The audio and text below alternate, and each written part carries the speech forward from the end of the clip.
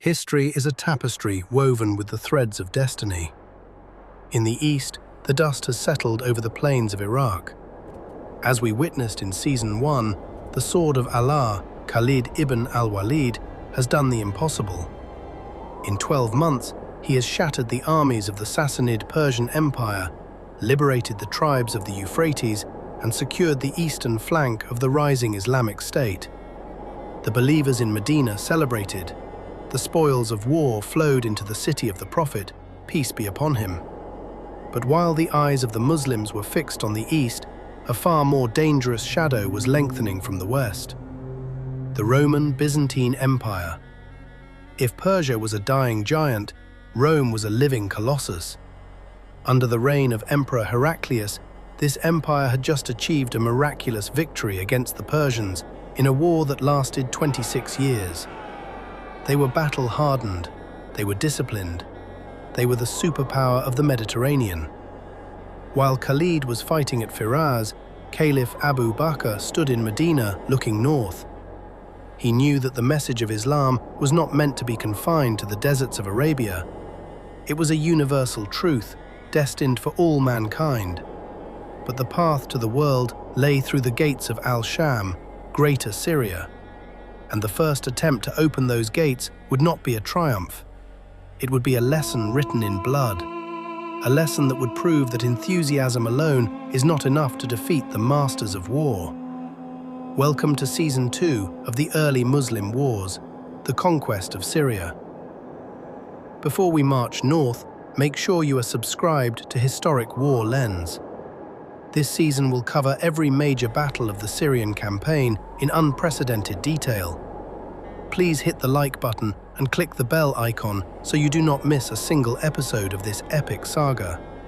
Your support is what keeps these legends alive. To understand the magnitude of this challenge, we must look at the enemy. The armies of Medina were mostly light infantry and cavalry, fast, mobile, but likely armored. The army of Eastern Rome, however, was a machine. Historians describe it as the most efficient military instrument in the world after the Persian army. The Roman ranks were not just men, they were a wall of iron. They were a heterogeneous collection of nations. In a single Roman legion, you would find Franks from Europe, Slavs from the Balkans, Greeks from Athens, Armenians from the Caucasus, and Christian Arabs from the Levant. They fought under the sign of the cross, united by imperial discipline and paid with imperial gold. They manned massive stone fortresses that dotted the Syrian landscape, fortresses the likes of which the Bedouin of Arabia had never seen. But Rome had another weapon, a shield that guarded the southern desert, the Ghassanids. These were Arabs from the powerful tribe of Ghassan who had migrated from Yemen centuries ago. They were Christians and they were fierce. The Romans, recognizing their martial spirit, had made them a semi-autonomous kingdom. They were the kings of the Arabs in Syria. Ruling them was a figure larger than life, King Jabla bin al-Iham. The chroniclers describe him with awe. He was a giant of a man.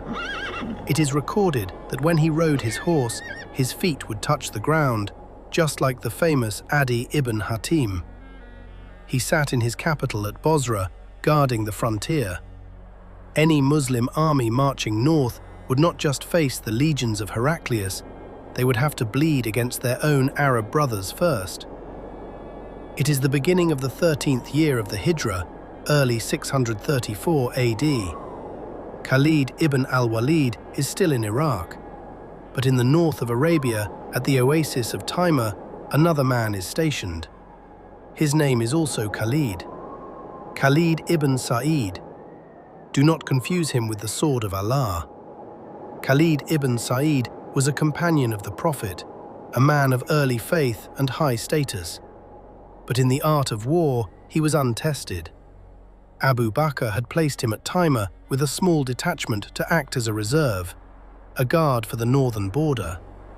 But ambition is a powerful force. Sitting at Taima, hearing the stories of victory from Iraq, Khalid ibn Sa'id grew restless. He saw the Roman border so close. He believed that the Romans, weary from their long war with Persia, would crumble just as easily. He wrote to the Caliph, asking permission to invade. Abu Bakr was the most prudent of men. He knew that Syria was not Iraq. He had no intention of sending a small, inexperienced force against the Roman war machine. But the intelligence from Syria was scarce. The Muslims did not know the enemy's disposition. So Abu Bakr made a calculated decision. He wrote back to Khalid ibn Sa'id, "Proceed, but do not plunge deep into the enemy land. Act only as a reconnaissance. Do not endanger the Muslims." It was a reconnaissance in force, a probe. But when Khalid ibn Sa'id crossed the border, he saw what he wanted to see. He encountered minor garrisons that retreated before him. He won small skirmishes. Elated, he wrote to Medina, "The Romans are weak. Send me reinforcements and I shall take Syria." It was a fatal miscalculation. The Romans were not retreating out of fear. They were drawing him in. The Roman commander in this sector was a general named Bahan, sometimes recorded as Bartz. Unlike the impulsive Muslim commander, Bahan was a tactician. He saw this small Muslim force advancing recklessly, stretching its supply lines, moving deeper into hostile territory near the Sea of Galilee. Bahan did not strike immediately. He waited. He gathered his legions. He mobilized the Christian Arab tribes. He allowed Khalid ibn Sa'id to camp at a place called Marj al-Saffar. Then the trap snapped shut. Bahan executed a classic pincer movement. Suddenly, the Muslims found Roman columns appearing on their flanks. The way back was blocked. The weak enemy was suddenly everywhere. Panic is the death of an army. When Khalid ibn Sa'id saw the encirclement, the historians record that he lost his nerve.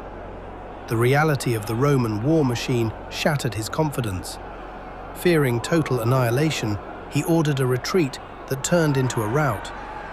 He fled, leaving his army in a chaotic state, surrounded by the closing jaws of the Roman legion.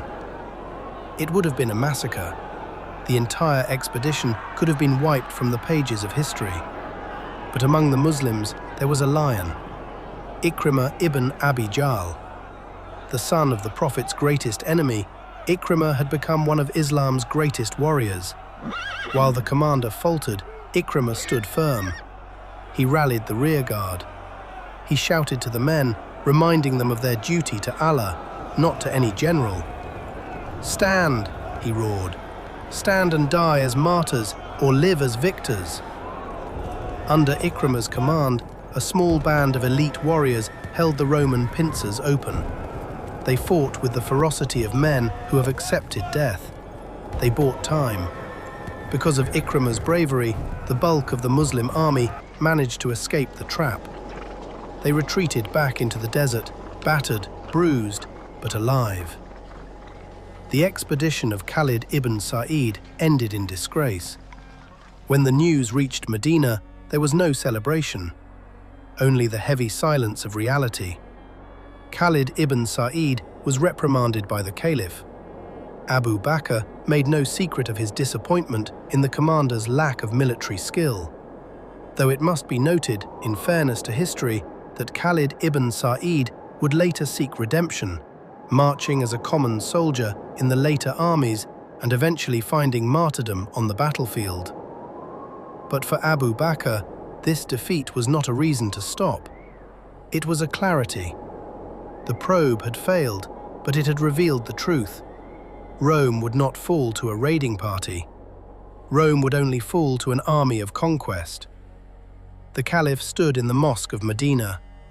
It was February 634 AD. The pilgrims had gathered for the Hajj. Abu Bakr looked at the faces of the Arabs, men from Yemen, from Najd, from Hijaz. He knew the time for testing was over. He issued a historic command, recorded by the chroniclers with chilling resolve. "By Allah, I shall shake the Romans with the joy of the believers.